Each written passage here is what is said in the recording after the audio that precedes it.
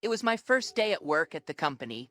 I introduced myself in front of all the employees. I am Mark Johnson, who will be serving as the exclusive writer. In the middle of my self-introduction, I found myself at a loss for words. Unbelievably, the woman I thought I would never see again was standing right before me. What? Why is Susan here? As I widened my eyes in surprise, Susan also widened her eyes.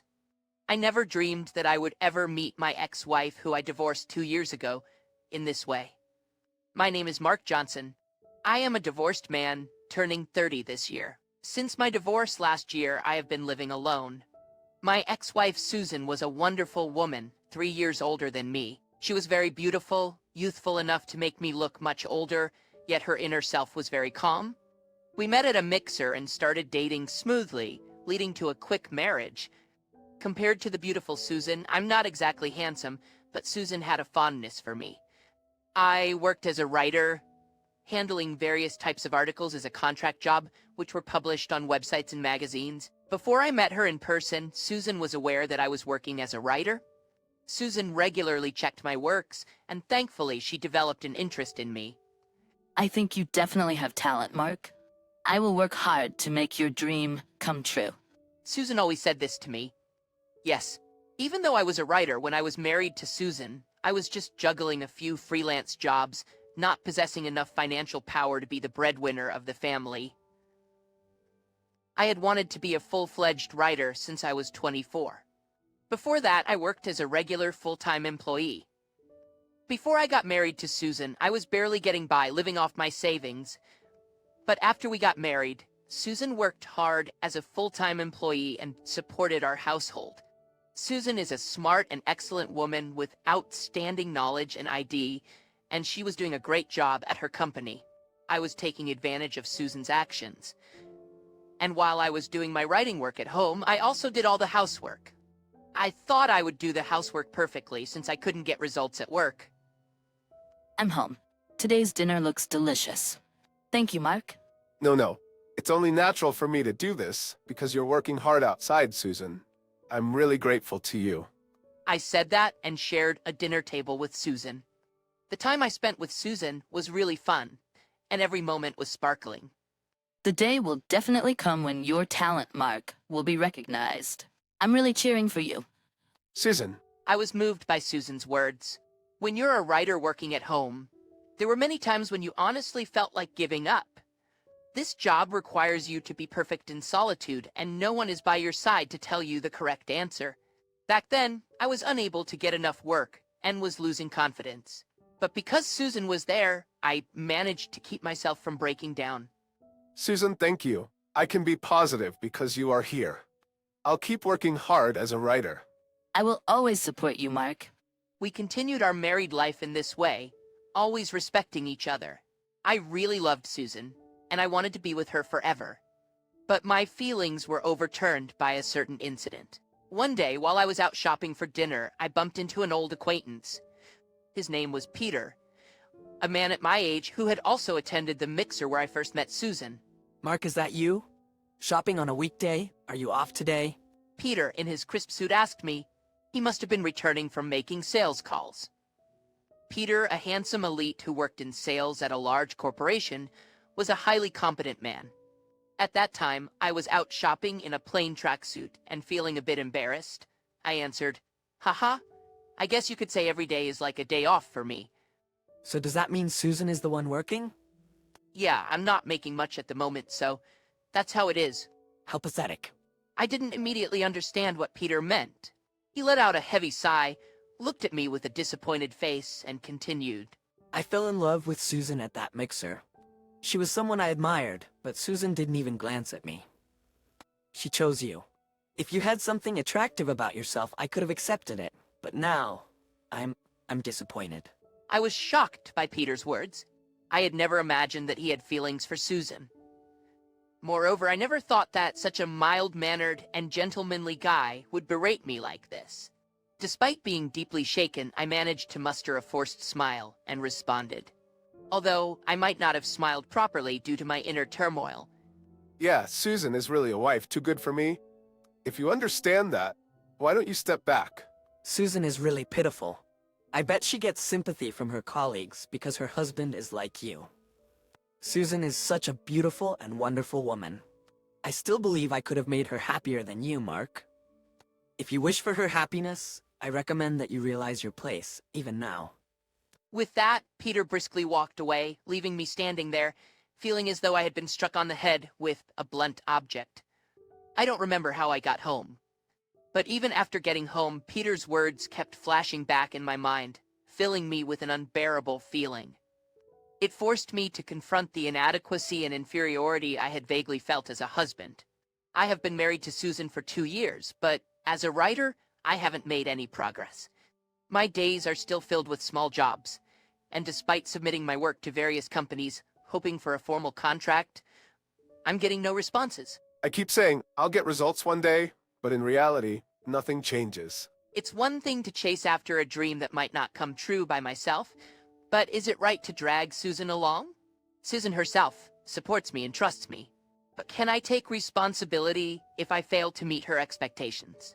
Before I knew it, I was filled with self-pity, and tears welled up in my eyes. I'm home. Wait, Mark, what's going on? Mark, what's going on? Susan, surprised by my unusual mood, rushed to my side. Susan is always so kind to me and does so much for me. Despite this, I can't do anything for her. In that moment, I painfully realized this truth. Susan, let's get a divorce. The moment I said that, Susan looked at me with a startled expression. Oh, Mark, what happened? I'm no good. I can't make Susan happy. Susan seemed like she wanted to say something, but instead she just nodded gently and said, I understand. Maybe she could tell from the tears I shed. And so, in our 2nd year of marriage, we put a period to our life together. It was a divorce we both agreed to, so the proceedings went smoothly. Even at our last goodbye, Susan smiled and cheered me on. She looked so refreshed, and I knew then that this separation was the right thing. Susan is a serious person, and she must have felt obliged to support me, but at the same time, she must have felt burdened. Mark, promise me this at least. I'll be waiting for you to succeed as a writer. Even at this parting, Susan was kind. Feeling her considerateness, I let out a small stream of tears as I said goodbye. Yeah, I'll keep on writing. After parting with Susan, I dedicated myself more to writing than ever before. Before, when Susan was around, we would go out as a couple, but now I am truly alone. Thankfully, I have plenty of time. I wrote and wrote as if I were possessed. Sometimes when I felt like giving up, I would think alternately of Peter and Susan.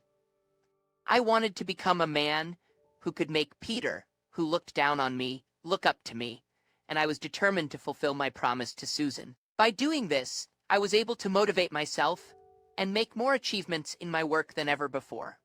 My writing improved, and I started to get higher-paying jobs. Then I thought I'd enter a contest in a web media, so I found a promising contest in a magazine and applied. As a result, I was hired by a major web media company. I was going to be employed as a full-time writer, so I could expect a stable life, promotions, and raises from now on. Most importantly, I was told that I might be able to take on assignments from publishing companies, and I might even be asked to travel overseas for cover stories. I wanted to write various articles and send them out to the world. It was a moment when my dream came true. I did it. I shouted with joy in my empty room. I wish I could have shared this moment with Susan. It will soon be 2 years since I divorced her. I'm still alone, but I'm sure she, the charming woman, has already been blessed with a new, good encounter. For me, that's the greatest joy. There are plenty of men who are more suitable for Susan than me, a cowardly man. Yes, like that, Peter. She can choose as many handsome and wealthy men as she wants. I have to move on, too. With that thought, I said goodbye to Susan again in my heart, but later I was to be hit by an unexpected situation. A few days later, I went directly to the major web media company that had hired me. Normally, since I'm a writer, I can work remotely, but from now on, I need to have meetings with the editor in charge at the office. So first of all, I had to greet all the employees. And after the greeting and the tour of the company, a welcome party for me was held. I was truly grateful for such a warm welcome. After a long while, I put on a suit and nervously I set foot into the company. I'm nervous. The company exuded a modern feel, its marble floors sparkling and shining. I was immediately overwhelmed by the stylish and contemporary office. All right, Mr. Johnson, this way. Led by the young president in his 40s, I stepped into the PC room where everyone was waiting. I am Mark Johnson, who has been appointed as an exclusive writer for this company. In the midst of introducing myself, I was left speechless. Unbelievably, the woman I thought I would never see again was standing in front of me. But why is Susan here? As I expressed my surprise and widened my eyes, Susan was also taken aback. I never dreamed of meeting my ex-wife, whom I had divorced 2 years ago, in such a circumstance. But I couldn't stand there silently any longer in front of everyone. Though I still have much to learn, I look forward to working with all of you. I finished my faltering greeting and bowed deeply. Even while everyone was giving a warm applause, my mind was filled with thoughts of Susan. Why was she working at this company? The president later gave a detailed explanation about the company's facilities and system, but I regretfully was somewhat preoccupied. The encounter earlier was too shocking. In the evening, a welcome party for me was held, and we went to a restaurant with 30 company members. During the party, I asked the president about Susan. The president, who was in a good mood from drinking, talked eloquently about Susan. Yes, we headhunted Susan because she was so competent and made her an executive of our company. Becoming an executive all of a sudden, that's impressive. Susan was working in web marketing at her previous company, and attracting customers on the web is her forte. Also, she had excellent grades in the Department of Humanities at a national university, so of course she has excellent writing skills and talent as an editor. In fact, she's really standing out in our company. I'm really glad we hired her. Just as the president said, Susan had excellent grades at the Department of Humanities at a national university. She had told me herself that when she was job hunting, she struggled to decide whether to work at a publishing company or an IT company. But in this company, she can showcase both of her skills, which is perfect for her. As I was thinking this, Susan came over to me. I was relieved because I was worried she might avoid me. Mark, it's been a long time. I was surprised. I never expected to meet you again like this. Me neither. Seeing Susan up close after a long time, I was unexpectedly nervous. Even after 2 years apart, she was still as charming as ever. To be able to talk so naturally again. I never even dreamed of this. But really, congratulations. Our web media gets a lot of various work frequently. I'm very honored to be able to work with you, Mark. I look forward to working with you in the future. Same here. I look forward to it. And so we began our relationship as good business partners. The company's culture suited me, and I was able to concentrate on writing in a comfortable and enjoyable environment. I visited the office regularly for work meetings and actively communicated with Susan. She was such a competent woman and gave me precise instructions. Mark, last month's article was a hit in terms of traffic. There was a lot of feedback from people wanting to read more, so I'm thinking of turning it into a series. That's great news. Is there anything I should pay attention to? In this way, we meticulously discussed our work.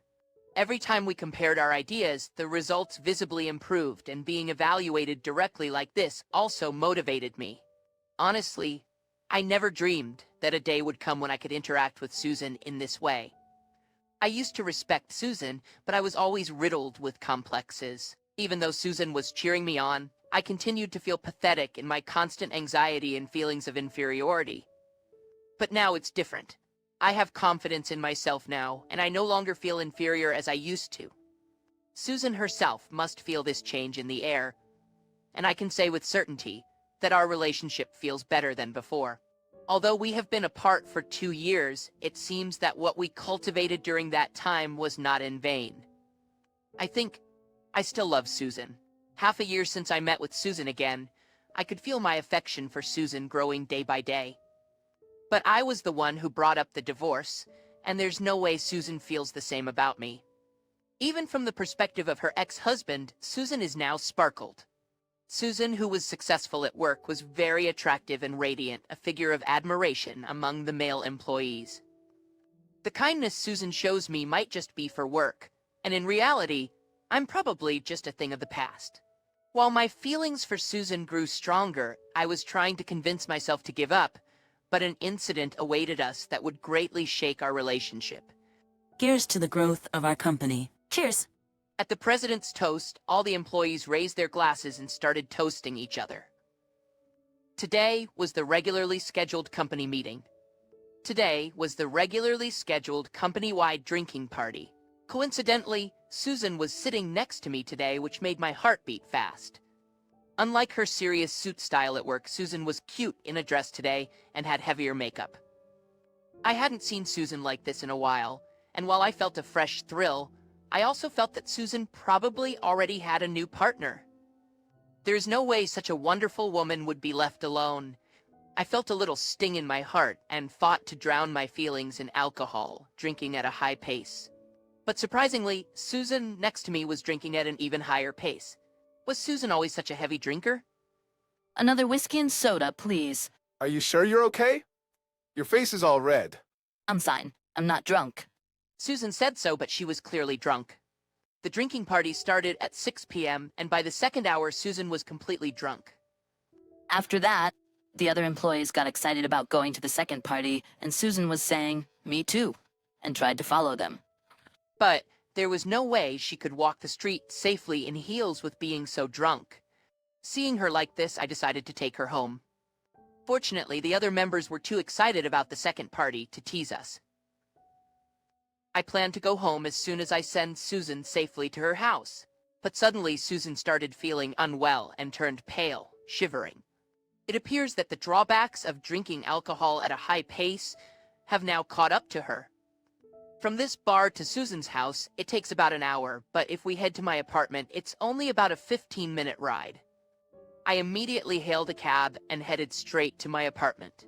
It's unusual for Susan to end up like this. Thinking this, I was taking care of her in the cab. Susan, who's usually calm and composed, was completely drunk and out of her senses. Upon arriving at my apartment, I put Susan to bed. Susan was already fast asleep, and I kept watch over her the entire time. I never thought I'd see the day Susan would come back here. Naturally, all the days I spent with her began to resurface one after another in my mind. While cherishing those memories, I also felt a sort of melancholy. When she wakes up, she'll be leaving promptly. We were supposed to be over, yet that fact felt unbearably sad to me. As I was indulging in these indescribable feelings, she quietly woke up. Looking at the clock, nearly 3 hours had passed since Susan came to my place. She had been lying quietly for a while, and it seemed like the alcohol had somewhat worn off. Susan was looking around the room, wide-eyed. Why am I here? I brought you here because you were drunk and intoxicated, Susan. I wanted to take you home, but you didn't seem well. I'm sorry, that was irresponsible of me. No, it's all right, but you should avoid drinking like that. It's especially dangerous for a woman. Here, have some water. Just as I was about to hand Susan a bottle of water, she clung to me. I was momentarily frozen, unable to comprehend what was happening. At that moment, Susan was quietly shedding big brown tears. When you were sitting next to me, I was so nervous. I drank that much to hide my nervousness, but you're really kind. Susan. Hearing Susan's words, I was stunned. I didn't expect Susan to be conscious of me in that way. I like you, Mark. I realized that after rereading your articles, the one on nursing I read before I met you at the mixer. Listening to Susan's story reminded me of her father, who passed away after we got married. I couldn't possibly blame her when I heard that story back then. It's not easy for a young woman to give up romance and private life to focus on caregiving. Susan started reminiscing about those times. When I was feeling down about my father, I came across your writing, Mark, and it saved me. Not just the nursing articles, but your other articles were also truly wonderful. That's why I was really happy to meet you at the mixer. Saying that, Susan looked up at me with tear-filled eyes. The intensity of her expression echoed deeply within my heart. I was despairing of life, but just by glancing over the words that you, Mark, put together, I felt my will to live bubbling back up. There are such wonderful things in this world. Even when I was swamped with caregiving and couldn't go out, if I opened my laptop, I could encounter the world you had painted. You can't imagine how much that saved me. I was deeply touched to hear that Susan had been so moved by my articles. Thank you. but I feel like I only caused trouble for you.